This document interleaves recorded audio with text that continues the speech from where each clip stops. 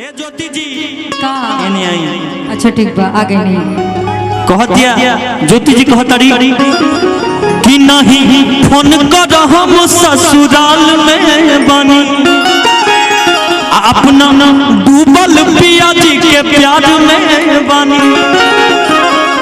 तब लड़का कहता कि तोहरा टेंशन में को पासो तनी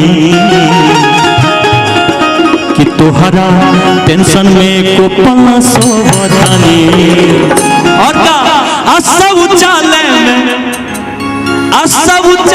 में बाल्टी धके रोवा तनी शौचालय में बाल्टी धके रोवा तनी शौचालय में बाल्टी धके रोवा तनी नहीं फोन कर ससुराल में बानी अभी डूबल पिया जी के प्यार में बानी उनका रहो ससुराल में बानी अभी डूबल पिया जी के प्यार में बानी। तहरा टेंशन में को पल्ला सोवतानी तहरा टेंशन में को पल्ला सोवतानी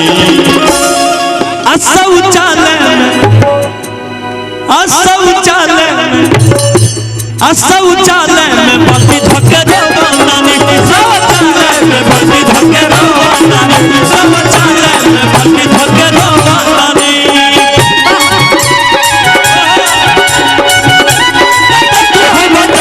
मलानी में जवानी रोवता हमारो मलानी में जवानी रोवता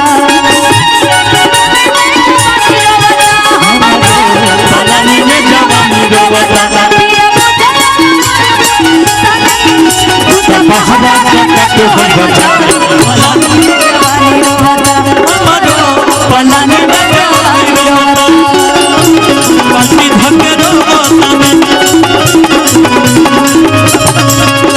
ज्योति जी ने बगल में देखी लड़की कहतिया कि आइल बनी हनीमून मनावे सैया के साथ कला काटा हो।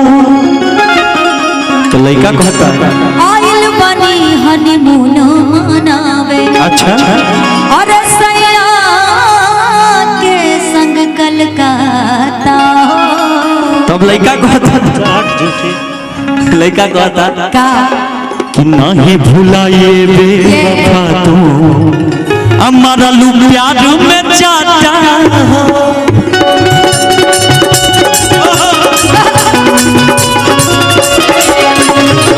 आइल पानी हनीमून मनावे सैया के साथ कला काटा हो। नहीं भुलाए बेवफा तू हमारा लू प्यार में जाता हो।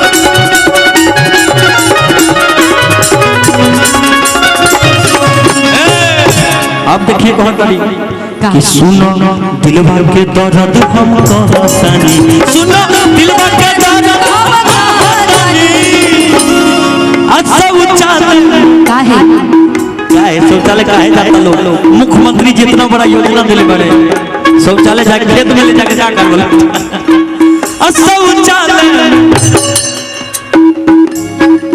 शौचालय में बाल्टी धके रोवा तनी शौचालय में बाल्टी धके रोवा तनी शौचालय में बाल्टी धके रोवा तनी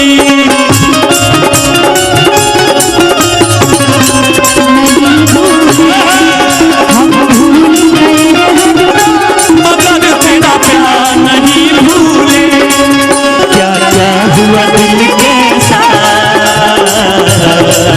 क्या क्या हुआ दिल के साथ मगर तेरा प्यार नहीं भूले हम भूल गए हर बात मगर तेरा प्यार नहीं भूले शौचालय में बाल्टी धके रोवा तनी।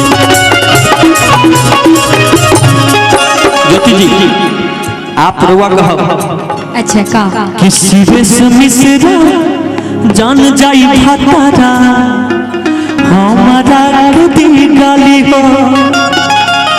तब लड़का कही कि तोहरे कारण भैनी बदनाम अच्छा देखी मारे अर्जुन ताली हो।